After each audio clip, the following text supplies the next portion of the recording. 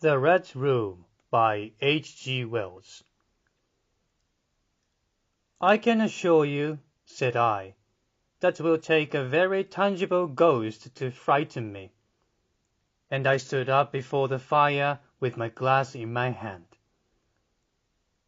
It is your own choosing, said the man with the withered arm, and glanced at me askance. 28 years, said I have lived, and never a ghost have I seen as yet.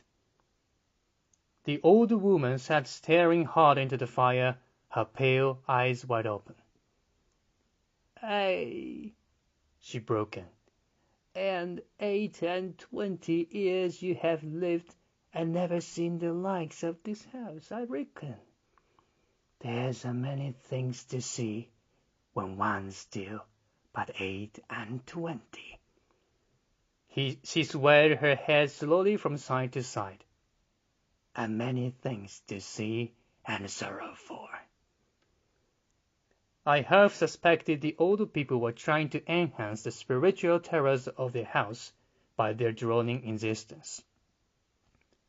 I put down my empty glass on the table and looked about the room and caught a glimpse of myself, abbreviated and broadened to an impossible sturdiness, in the queer old mirror at the end of the room. Well, I said, if I see anything tonight, I shall be so much the wiser, for I come to the business with an open mind. It's your own choosing, said the man with the withered arm once more. I heard the faint sound of a stick and a shambling step on the flags in the passage outside. The door creaked on its hinges as a second old man entered, more bent, more wrinkled, more aged even than the first. He supported himself by the help of a crutch. His eyes were covered by a shade, and his lower lip, half averted, hung pale and pink from his decaying yellow teeth. He made straight for an armchair on the opposite side of the table, sat down clumsily, and began to cough. The man with the withered hand gave the newcomer a short glance of positive dislike.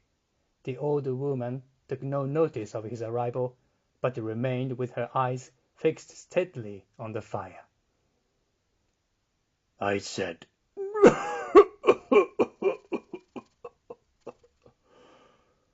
It's your own choosing, said the man with the withered hand, when the coughing had ceased for a while. It's my own choosing, I answered. The man with the shade became aware of my presence for the first time, and threw his head back for a moment and sidewise to see me. I caught a momentary glimpse of his eyes, small and bright and inflamed. Then he began to cough and splutter again. Why don't you drink? Said the man with the withered arm, pushing the beer toward him. The man with the shade poured out a glassful with a shaking hand that splashed half as much again on the deal table. A monstrous shadow of him crouched upon the wall and mocked his action as he poured and drank. I must confess I had scarcely expected these grotesque custodians. There is, to my mind, something inhuman in senility, something crouching and atavistic. The human quality seems to drop from old people insensibly day by day. The three of them made me feel uncomfortable with the gaunt silences, their bent carriage, their evident unfriendliness to me and to one another.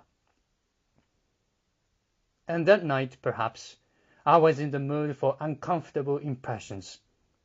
I resolved to get away from their vague foreshadowings of the evil things upstairs. If, said I, you will show me to this haunted room of yours, I will make myself comfortable there. The old man with the cough jerked his head back so suddenly that it startled me, and shot another glance of his red eyes at me from out of the darkness under the shade, but no one answered me. I waited a minute, glancing from one to the other. The old woman stared like a dead body, glaring into the fire with lackluster eyes. If, I said, a little louder, if you will show me to this haunted room of yours, I will relieve you from the task of entertaining me. There's a candle on the slab outside the door, said the man with the withered hand, looking at my feet as he addressed me.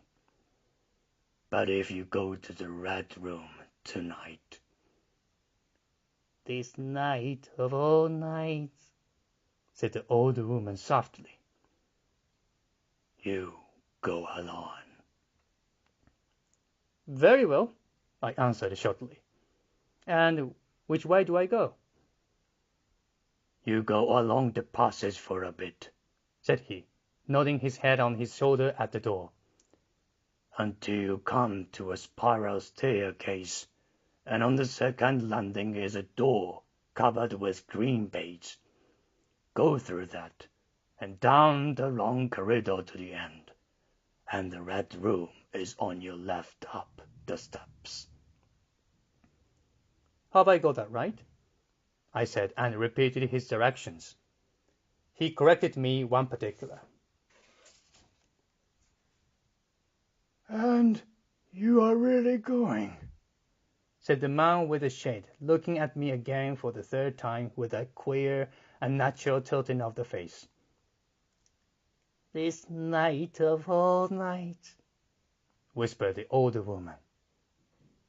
It is what I came for, I said, and moved toward the door. As I did so, the old man with the shade rose and staggered around the table, so as to be closer to the others and to the fire. At the door, I turned and looked at them, and so they were all close together, dark against the firelight, staring at me over their shoulders with an intent expression on their ancient faces. Good night, I said, setting the door open. It is your own choosing, said the man with the withered arm.